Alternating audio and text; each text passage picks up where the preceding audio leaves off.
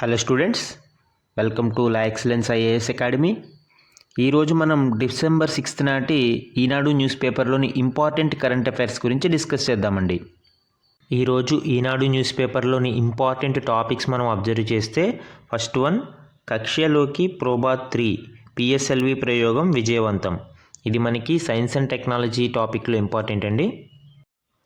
Second one, 6.5 to 7% వృద్ధి rate సాధ్యమే.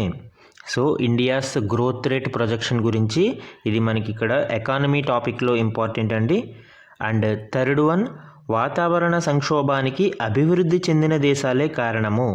So climate justice అనే కాన్సెప్ట్ మీద ఇండియా చాలా ఎక్కువ వాయిస్ని వినిపిస్తూ ఉంది. ఇది మనకి ఎన్విరాన్మెంట్ టాపిక్లో ఇంపార్టెంట్. అండ్ ఫోర్త్ వన్, భారతీయ వాయుయాన్ విధేయక్ బిల్లుని పార్లమెంటు ఆమోదం. యాక్చువల్గా రీసెంట్ ఎయిర్ క్రాఫ్ట్ అమెండ్మెంట్ యాక్ట్కి సంబంధించి ఇది మనకి పాలిటీలో ఇంపార్టెంట్ అండి. అండ్ ఫిఫ్త్ వన్, గాజా విషయంలో మన వైఖరి అదే. యాక్చువల్గా 2 స్టేట్ పాలసీకి ఇండియా ఎప్పటి నుంచో సపోర్ట్ చేస్తూ ఉందండి. దానిని విదేశాంగ శాఖ మంత్రి జయశంకర్ గారు కూడా మళ్ళీ దానిని మా వైఖరి ఇదే అని స్పష్టం చేయడం జరిగింది. ఇది మనకి ఇంటర్నేషనల్ రిలేషన్స్ టాపిక్లో ఇంపార్టెంట్ అండి. ఇవే కాకుండా అదర్ ఇంపార్టెంట్ కరెంట్ అఫైర్స్ కూడా మనము ఈరోజు డిస్కస్ చేద్దాం. ఈరోజు మన ఫస్ట్ ఆర్టికల్ చూడండి, కక్ష్యలోకి ప్రోబాత్ 3 పిఎస్ఎల్వి ప్రయోగం విజయవంతం. సో మనము ఆల్రెడీ డిస్కస్ చేస్తున్నాము ప్రోబాత్ 3 గురించి. యూరోపియన్ స్పేస్ ఏజెన్సీకి సంబంధించిన ఈ ప్రోబాత్ 3ని ఇస్రో యొక్క పిఎస్ఎల్వి C-59 నుండి లాంచ్ చేయడం జరిగిందండి. ఇది కక్ష్యలోకి సక్సెస్ఫుల్గా ప్రయోగించబడింది. అండ్ దీని ద్వారా నెక్స్ట్ మనము సోలార్ కరోనా యొక్క ఈ రీసెర్చ్ మీద ఎక్కువ ఫోకస్ చేయడానికి అవకాశం ఏర్పడుతుంది. And one more interesting fact ఇక్కడ అబ్జర్వ్ చేస్తే, ఈ నెలాఖరికి మనము పిఎస్ఎల్వి C-60 ద్వారా స్పేస్ డాకింగ్ ఎక్స్పెరిమెంట్ మిషన్ని చేపట్టుతున్నాము అని ఇస్రో వెల్లడించడం జరిగిందండి. అంటే పిఎస్ఎల్వి C-60 కూడా రెడీ టు లాంచ్. అండ్ దీని ద్వారా మనము స్పేస్ డాకింగ్ ఎక్స్పెరిమెంట్ మిషన్ అనేది లాంచ్ చేస్తున్నాము. ప్రోబాత్ 3కి సంబంధించిన ఇంపార్టెంట్ ఫ్యాక్ట్స్ మనం అబ్జర్వ్ చేస్తే, Proba 3 is an ESA technological demonstration mission. ఇది యూరోపియన్ స్పేస్ ఏజెన్సీకి సంబంధించిన ఒక టెక్నాలజికల్ డెమోన్స్ట్రేషన్ మిషన్ అండి. అంటే ఇది ఒక demo type. And it will mimic a natural solar eclipse. ఇది మనకి సూర్యగ్రహణాన్ని ఆర్టిఫిషియల్గా అక్కడ క్రియేట్ చేస్తుంది. అంటే యాక్చువల్గా ఒరిజినల్గా మనకి కరోనా అనేది సూర్యగ్రహణం టైంలో మాత్రమే అబ్జర్వ్ చేయడానికి వీలు ఏర్పడుతుంది. అయితే ఈ కరోనాని అబ్జర్వ్ చేయడం కోసం ఒక ఆర్టిఫిషియల్ అంటే ఒక మిమికింగ్ సోలార్ ఎక్లిప్స్ని ఇది క్రియేట్ చేస్తుంది. అండ్ అదర్ ఇంపార్టెంట్ ఫ్యాక్ట్ ఏంటి అంటే, ప్రెసిషన్ ఫార్మేషన్ అనేది ఇక్కడ చాలా ఇంపార్టెంట్ అండి. 2 శాటిలైట్స్ కూడా ఒక నిర్దిష్ట వ్యవధిలో నిర్దిష్ట పద్ధతిలో ఈ ప్రిసైజ్డ్గా అవి రొటేట్ అవుతూ ఉంటాయి. దీని వలన మనకి ఒక ఆర్టిఫిషియల్ ఎక్లిప్స్ అనేది క్రియేట్ అవ్వడానికి అవకాశం ఏర్పడుతుంది. And 6 hours formation flying per orbit 150 meters దూరంలో 6 hours వరకు ఈ ప్రెసిషన్ ఫార్మేషన్ అనేది ఉంటుంది. దీనివలన ఎక్కువసేపు కరోనాని మనము అబ్జర్వ్ చేయడానికి అవకాశం ఏర్పడుతుంది. అండ్ ఈ మిషన్కి సంబంధించిన సమ్ క్విక్ ఫ్యాక్ట్స్ మనం అబ్జర్వ్ చేస్తే, ఈ మిషన్ హై ఎలిప్టికల్ ఎర్త్ ఆర్బిట్లో ప్రవేశపెట్టబడిందండి. అంటే సుమారు 60,000 kilometers ఈ దూరంలో ఎర్త్ నుంచి ప్రవేశపెట్టబడింది. అండ్ వీటి యొక్క మాస్ అనేది మనకి ఇంపార్టెంట్. కరోనాగ్రాఫ్ యొక్క మాస్ వచ్చి 314 kilograms అయితే అక్యుల్టర్ మాస్ వచ్చి 231 kilograms. అండ్ యాక్చువల్గా మనకి న్యాచురల్ ఎక్లిప్స్ 10 minutes స్టడీ చేయడానికి మాత్రమే ఉపయోగపడుతుంది కరోనాని. అయితే ఇక్కడ ఈ ప్రోబాత్ 3 ద్వారా మనము 6 hours స్టడీ చేయడానికి ఏర్పడుతుంది. అండ్ న్యాచురల్ ఎక్లిప్స్లో మనకి 1.5 times per year దీనిని మనము చూసే అవకాశం ఉంటుంది. బట్ మనకి ఈ ప్రోబాత్ 3 ద్వారా ఇయర్కి 50 times మనము ఈ కరోనాని రీసెర్చ్ చేయడానికి, దట్టు 6 hours పాటు మనం చూడడానికి అవకాశం ఉంటుంది. అలానే మొత్తం ఆర్బిటాల్ పీరియడ్ వచ్చి మనకి 19.7 hours అయితే అందులో ఫార్మేషన్ ఫ్లయింగ్ మనకి 6 hoursగా మనము ఇక్కడ చూడవచ్చండి. ఈరోజు మన నెక్స్ట్ ఆర్టికల్ చూడండి, 6.5 to 7% వృద్ధి రేటు సాధ్యమే. ముఖ్య ఆర్థిక సలహాదారు అనంత నాగేశ్వరన్ గారు ఈ ప్రొజెక్షన్ అనేది ప్రెడిక్ట్ చేయడం జరిగిందండి. యాక్చువల్గా మనకి లాస్ట్ ఇయర్తో కంపేర్ చేస్తే ఈ ఇయర్ జీడిపి గ్రోత్ అనేది కొంత తగ్గుముఖం పట్టింది అనేది ఇక్కడ గణాంకాలని పరిశీలిస్తే అర్థమవుతుంది. యాక్చువల్గా ఈ ఆర్థిక సంవత్సరం రెండవ త్రైమాసికానికి 5.4% వృద్ధి రేటు మాత్రమే సాధ్యమైంది. అంటే సెకండ్ క్వార్టర్లో మనకి కేవలం 5.4% గ్రోత్ రేట్ అనేది ఇక్కడ మనం అబ్జర్వ్ చేయవచ్చు. అయితే మనము ఏప్రిల్ టు జూన్ క్వార్టర్లో అబ్జర్వ్ చేస్తే 6.7% వృద్ధి అనేది నమోదైంది. బట్ సెకండ్ క్వార్టర్కి వచ్చేటప్పటికి వివిధ కారణాల వలన మనకి ఈ వృద్ధి రేటు అనేది మందగించడం జరిగిందండి.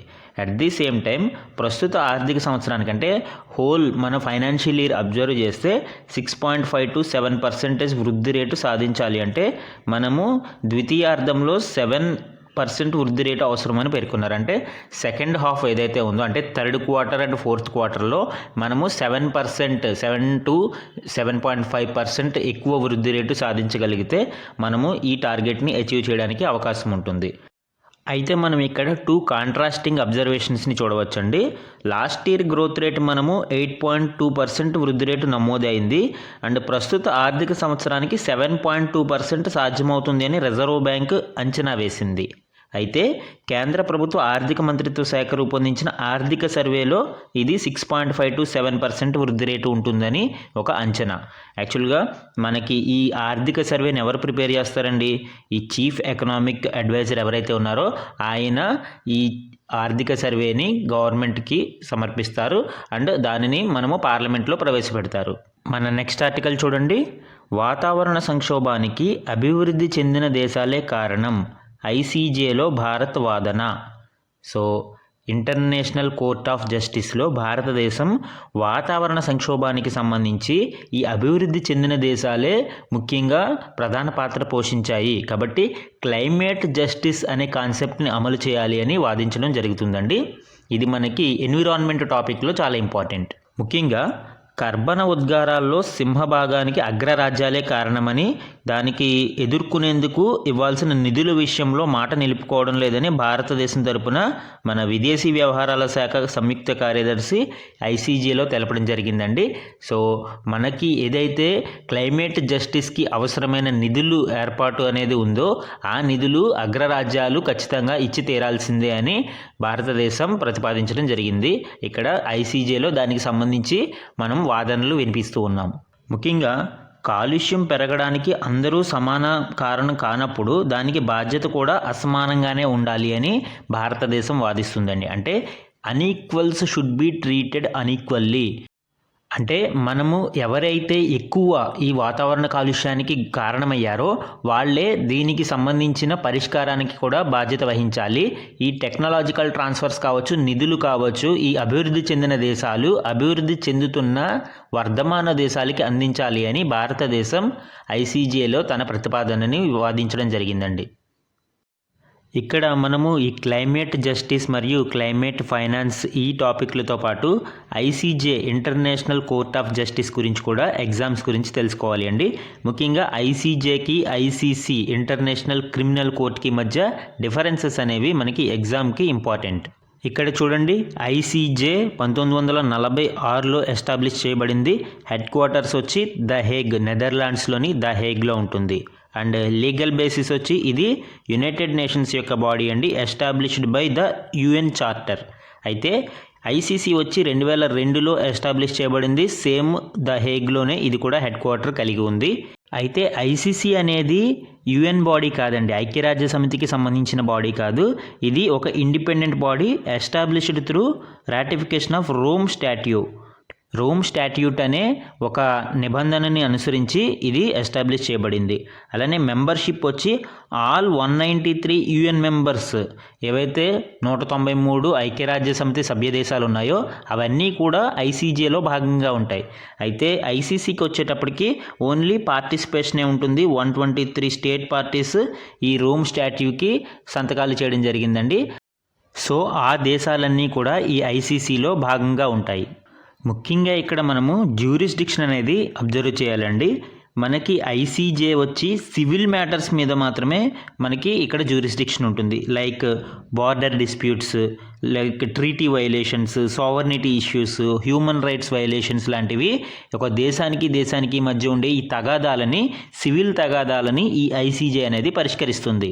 మన నెక్స్ట్ ఆర్టికల్ చూడండి. గాజా విషయంలో మన వైఖరి అదే. సో గాజా విషయంలో ముఖ్యంగా గాజా సమస్య పరిష్కారానికి ద్విదేశ సిద్ధాంతానికే కట్టుబడి ఉన్నామని మన విదేశీ వ్యవహారాల శాఖ మంత్రి జయశంకర్ స్పష్టం చేయడం జరిగిందండి. యాక్చువల్గా ఈ ద్విదేశీ సిద్ధాంతం లేదా 2 స్టేట్ సొల్యూషన్ అంటే ఏంటి అనేది మనకి ఇక్కడ ఇంపార్టెంట్. ద్విదేశీ సిద్ధాంతం అంటే ఏంటి అంటే ఈ ఇజ్రాయెల్ మరియు పాలస్తీనా మధ్య ఘర్షణల్ని, ఈ సమస్యని పరిష్కరించడం కోసం 2 దేశాలకి కొంత భూభాగాన్ని కేటాయించడాన్ని మనము ద్విదేశీ సిద్ధాంతం అంటామండి. యాక్చువల్గా పాలస్తీనా యొక్క ల్యాండ్ని ఇజ్రాయెల్ నెమ్మదిగా మొత్తం ఆక్యుపై చేయడం జరిగింది. సో ఇప్పుడు ఈ ఒక పీస్ ట్రీటీగా, ఒక శాంతి ఒప్పందం కింద ఈ 2 దేశాలకి మధ్య ఈ భూభాగాల్ని పంచడాన్నే మనము ద్విదేశీ సిద్ధాంతము లేదా 2 స్టేట్ పాలసీ అని పిలుస్తారు. యాక్చువల్లీ ఇజ్రాయెల్ మరియు పాలస్తీనా మధ్య మనము దీనిని ఎథ్నిక్ కాన్ఫ్లిక్ట్గా చెప్పుకోవచ్చండి. అంటే యూదులు, జూయిష్ పీపుల్ అంటాం మనము, అండ్ ముస్లింల మధ్య జరిగే ఒక వార్ సిచ్యువేషన్ మనము ఇక్కడ అబ్జర్వ్ చేయవచ్చు. పాలస్తీనా నెమ్మదిగా తన ల్యాండ్ని కోల్పోవడం జరిగింది. 1946లో ఇక్కడ అబ్జర్వ్ చేయండి, పాలస్తీనా ఈ ల్యాండ్ మొత్తం పాలస్తీనా ఆధీనంలో ఉండేది. అయితే సెకండ్ వరల్డ్ వార్ తర్వాత జరిగిన సిచ్యువేషన్స్ నేపథ్యంలో ఇజ్రాయిల్ ఈ భూభాగాల్ని ఆక్యుపై చేయడం జరిగిందండి. అండ్ 1947కి వచ్చేటప్పటికి ఇజ్రాయిల్ మరియు పాలస్తీనా మధ్య టెన్షన్స్ చాలా ఎక్కువగా పెరిగిపోవడం జరిగింది. దీనిని కంట్రోల్ చేయడం కోసం యునైటెడ్ నేషన్స్ ఒక ప్లాన్ని ప్రతిపాదించడం జరిగింది. యుఎన్ ప్లాన్ అని పిలుస్తాం మనం 1947లో. అందులో యూదులకి మరియు ముస్లింలకి భూభాగాల్ని కేటాయించడము, యూదులకి సంబంధించిన దానిని ఇజ్రాయిల్ గాను, ముస్లింలకి సంబంధించిన దానిని పాలస్తీనా గాను పేర్కొనడం జరిగింది. ఈ ప్లాన్లో భాగంగా 56% ల్యాండ్ ఇజ్రాయెల్కి వెళ్ళగా మిగిలిన ల్యాండ్ పాలస్తీనాకి ఇవ్వడం జరిగింది. అయితే 1948లో ఇక్కడ ఏం జరిగింది సిచ్యువేషన్, 77% ల్యాండ్ని ఇజ్రాయెల్ ఆక్యుపై చేసింది. అరబ్ కంట్రీలు ఈ ఇజ్రాయెల్ మీద దాడి చేసిన నేపథ్యంలో ఇజ్రాయెల్ వాటన్నిటిని ఎదుర్కొన్న తర్వాత ఈ ల్యాండ్లో సుమారు 77% ఆఫ్ ల్యాండ్ని ఇజ్రాయెల్ ఆక్యుపై చేయడం జరిగింది. And another important mile stone మనం 1967లో చూస్తామండి. దీనిని మనం అరబ్ వార్ అని పిలుస్తారు.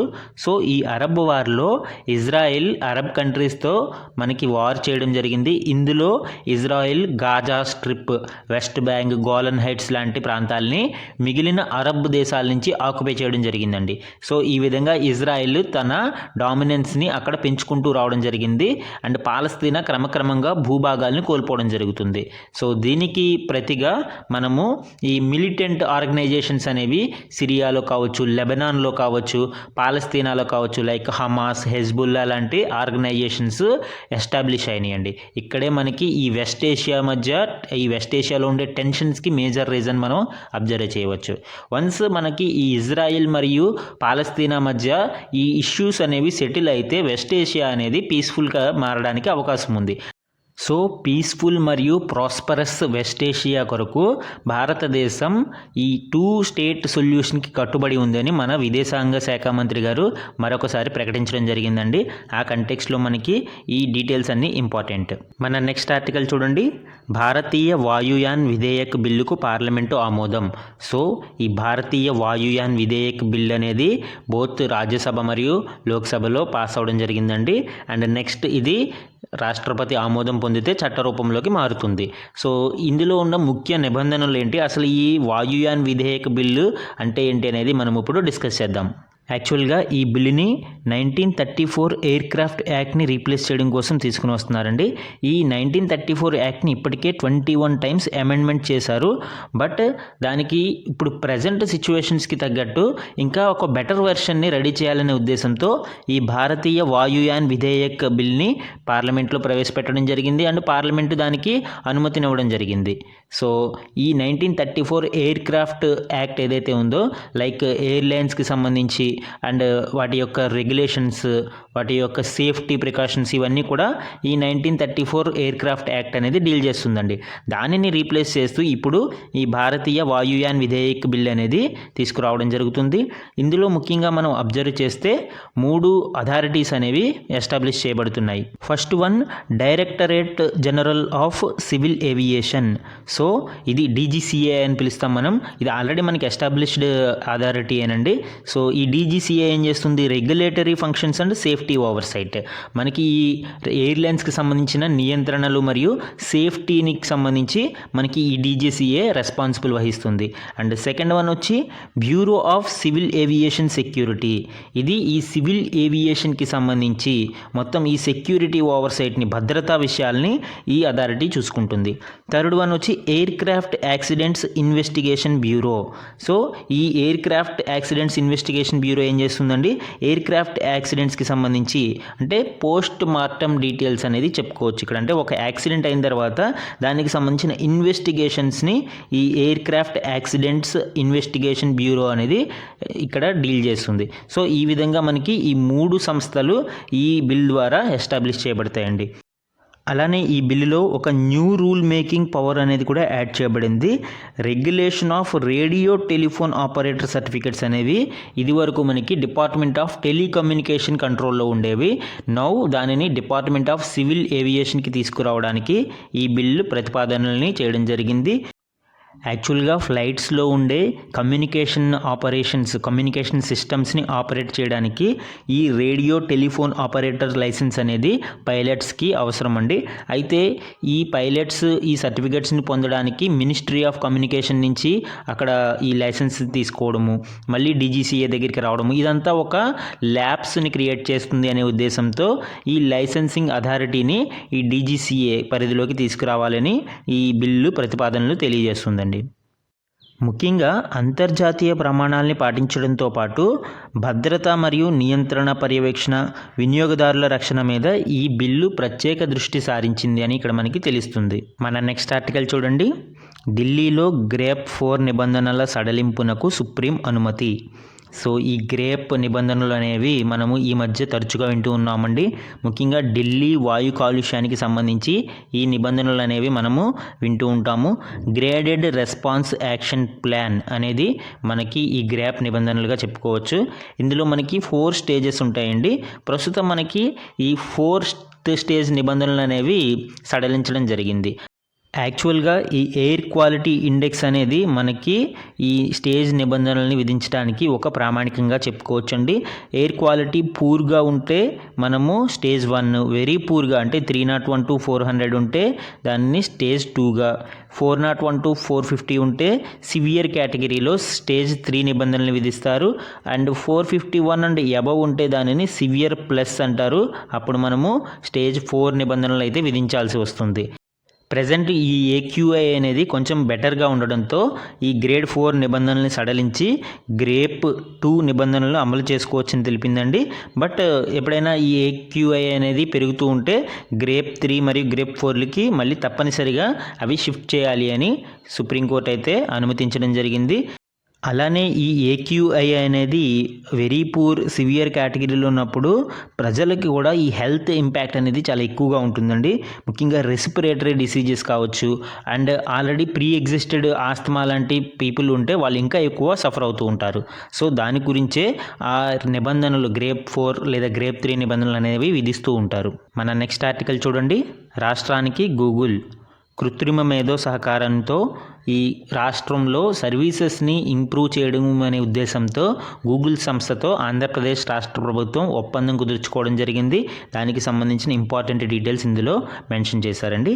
ముఖ్యంగా ఇక్కడ చూడండి, విద్య, వైద్య, పారిశ్రామిక రంగాలలో AI సేవల్ని అందిపుచ్చుకోవడం కోసం, అలానే పౌర సేవలని మరింత సులభతరం చేయడం కోసం, అంటే సిటిజన్స్కి సంబంధించి వాళ్ళకి కావాల్సిన సర్టిఫికెట్స్ కావచ్చు, వాళ్ళకి అవసరమైన సేవలు కావచ్చు, ఇవన్నీ ఆఫీసుల చుట్టూ తిరగాల్సిన అవసరం లేకుండా నేరుగా సిటిజన్స్ వాళ్ళ డోర్ స్టెప్స్ దగ్గరికి ఈ సర్వీసెస్ని అందించే విధంగా గూగుల్తో ఒప్పందం కుదుర్చుకోవడం జరిగిందండి. దీనికి సంబంధించి ఈ ఒప్పందంలో కీలక అంశాలని మనం పరిశీలిస్తే ముఖ్యంగా విద్యా నైపుణ్యాభివృద్ధిలోను, అలానే స్టార్టప్ ఎకోసిస్టమ్ని డెవలప్ చేయడంలోను అండ్ సుస్థిరతను సాధించడంలోను, అంటే ఈ ఎయిర్ క్వాలిటీని అండ్ పట్టణ ప్రణాళిక, విపత్తు నిర్వహణకు సంబంధించిన సవాళ్ళను పరిష్కరించడంలో మనము ఈ గూగుల్ సహాయాన్ని తీసుకోవడంలో, అండ్ వైద్య సేవల రంగంలో ముఖ్యంగా ఆర్టిఫిషియల్ ఇంటెలిజెన్స్ని ఉపయోగించి మనము హెల్త్ బెనిఫిట్స్ని ఎలా పొందవచ్చు, ఎస్పెషల్లీ రిమోట్ ప్రాంతాలకి అంటే గ్రామీణ ప్రాంతాలకి కూడా వైద్య సేవల్ని ఏ విధంగా విస్తరించాలి అనేది మనము ఈ ఒప్పందంలో కీలకాంశంగా చెప్పుకోవచ్చండి.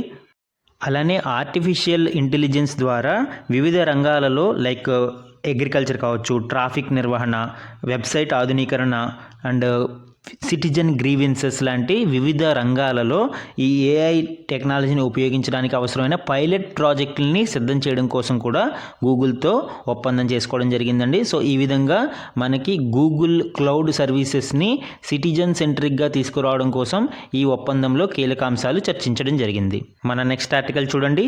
ఇందిరమ్మ ఇళ్ల లబ్ధిదారుల ఎంపికలో యాప్దే కీలక పాత్ర. సో మనకి Telangana current affairs point of వ్యూలో ఇది ఇంపార్టెంట్ అండి. ముఖ్యంగా ఈ ఇందిరమ్మ ఇళ్ళకి సంబంధించి ఏఐ టెక్నాలజీతో ఏ విధంగా బెనిఫిషరీస్ని, లబ్ధిదారులని గుర్తిస్తున్నారు అనేది మనము ఇక్కడ చూడవచ్చు. ముఖ్యంగా ఈ యాప్ని ఉపయోగించడం ద్వారా లబ్ధిదారులలో ఎవరైనా అనర్హులు ఉంటే ఈ యాప్ దానిని ఇట్టే రికగ్నైజ్ చేస్తుందండి. అలానే ఒక మోడల్స్ మనము ఇక్కడ గృహ ఆకృతుల్ని కూడా దాంట్లో మెన్షన్ చేయడం జరుగుతుంది. లబ్ధిదారులు ఈ మోడల్స్నే పర్టికులర్గా చూస్ చేసుకోవాలని లేదు, వాళ్ళకి నచ్చిన విధంగా డిజైన్ చేసుకోవచ్చు. అయితే ఈ మోడల్స్ అనేవి ఒక నిర్దిష్టమైన ప్రణాళిక ద్వారా రూపొందించబడతాయి. వాళ్ళకి లబ్ధిదారులకి అవసరమైన అన్ని సదుపాయాలు ఈ మోడల్లో కల్పించడం జరుగుతుందండి. అండ్ ఈ యాప్లో నమోదు చేయాల్సిన వివరాలని మనం అబ్జర్వ్ చేస్తే ప్రస్తుతం నివసిస్తున్న ఇంటి స్వరూపం ఏ విధంగా ఉంది, ఇల్లు నిర్మించుకోవడానికి భూమి అందుబాటులో ఉందా లేదా అనేది తెలియచేయాలి. అలానే స్థలం లబ్ధిదారుడి పేరు మీద ఉందా లేదా కుటుంబ సభ్యుల పేరు మీద ఉందా అనేది అడుగుతుంది. ఇంట్లో వివాహిత జంటల సంఖ్య ఎంతమంది అంటే మ్యారీడ్ కపుల్ ఎంతమంది ఉన్నారని అడుగుతుంది. అండ్ ప్రస్తుతం గ్రామం లేదా పట్టణాలలో ఎన్నేళ్లుగా నివసిస్తున్నారు అనేది అక్కడ మెన్షన్ చేయాలి. అండ్ లబ్ధిదారులలో డిప్రెస్డ్ క్లాస్ పీపుల్ ఎవరైనా ఉన్నారా, లైక్ వికలాంగులు కానీ, అనాథలు కానీ, ఒంటరి మహిళలు, వితంతువులు, ట్రాన్స్జెండర్ లాంటి ఈ క్లాస్ పీపుల్ ఎవరైనా ఉన్నారా అనేది కూడా అందులో మెన్షన్ చేయడానికి అవకాశం ఉంటుందండి. ముఖ్యంగా ఇలాంటి వాళ్ళని ఈజీగా రికగ్నైజ్ చేసి వాళ్ళకి ఈ యాప్ ద్వారా ప్రయారిటీ ఇవ్వడానికి అవకాశం ఏర్పడుతుందండి. ముఖ్యంగా ఈ ఆర్టిఫిషియల్ ఇంటెలిజెన్స్ టెక్నాలజీని ఉపయోగించి 360 డిగ్రీ సమాచారంతో అనర్హులని గుర్తించి వాళ్ళని వేరు చేయడం జరుగుతుంది. అండ్ కేవలం అర్హులకు మాత్రమే ఈ పథకాల లబ్ధిని చేకూరడానికి అవకాశం ఉంటుంది. ముఖ్యంగా మనము గోస్ట్ బెనిఫిషరీస్ అంటామండి. అంటే అవసరం లేకపోయినా, వాళ్ళకి అర్హత లేకపోయినా వివిధ రకాల పైరవీల ద్వారాను, ఇన్ఫ్లుయెన్స్ ద్వారాను ఈ పథకాలకి సంబంధించి వాళ్ళు అర్హులుగా మనకి లబ్ధిని పొందుతూ ఉంటారు. సో అట్లాంటి వాళ్ళని ఐడెంటిఫై చేసి వాళ్ళని వేరు చేయడం కోసం మనము ఈ కృత్రిమ మేధా టెక్నాలజీ, ఆర్టిఫిషియల్ ఇంటెలిజెన్స్ని ఉపయోగించడానికి మనం ఇక్కడ అబ్జర్వ్ చేయవచ్చు.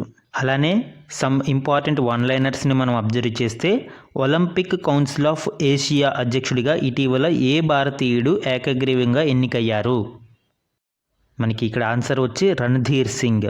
యాక్చువల్గా ఈ ఒలింపిక్స్ కౌన్సిల్ ఆఫ్ ఏషియాకి అధ్యక్షుడిగా ఒక భారతీయుడు ఎంపిక అవడం అనేది ఇదే మొదటిసారి అండి. సో మనకి స్పోర్ట్స్ కరెంట్ అఫైర్స్లో ఇది ఇంపార్టెంట్. అలానే రాష్ట్రపతి ద్రౌపది ముర్ము ఇటీవల 23వ లా కమిషన్ ఏర్పాటుకు ఆమోదం తెలిపారు. ఈ కమిషన్ కాల వ్యవధి ఎంత? సో ఈ కమిషన్ యొక్క కాల వ్యవధి 3 ఏళ్ల పాటు పదవీ కాలం ఉంటుందండి. 2024 సెప్టెంబర్ 1 నుంచి 2027 అక్టోబర్ 31 వరకు ఈ 23వ లా కమిషన్ అనేది వర్క్ చేస్తుంది. మనకి ఈ లా కమిషన్ అనేది పాలిటీ కంటెక్స్ట్లో ఇంపార్టెంట్. ఇక్కడ చూడండి, law commission of India is a non statutory body. అంటే ఇది రాజ్యాంగబద్ధ సంస్థ కాదు, చట్టబద్ధ సంస్థ కాదు, ఇది ఒక నాన్ స్టాట్యూటరీ బాడీ అండి. Law commission role is to advise the government of India on legal reforms and to suggest reforms in laws to promote good governance and make justice accessible. మనకి ఈ లా కమిషన్ యొక్క major role ఏంటి?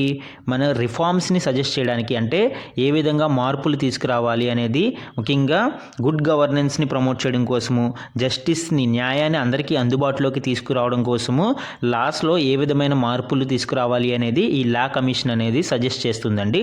And law commission act as N advisory body to the ministry of law and justice. Ministry of law and justice అంటే ఈ న్యాయ మంత్రిత్వ శాఖకి సంబంధించి ఇది ఒక అడ్వైజరీ బాడీగా కూడా పనిచేస్తుంది. సో ఇది మనకి లా కమిషన్ ఆఫ్ ఇండియాకి సంబంధించిన ఇంపార్టెంట్ డీటెయిల్స్ అండి. సో ఇవి మనకి ఈరోజు ఈనాడు న్యూస్ పేపర్లోని ఇంపార్టెంట్ కరెంట్ అఫైర్స్.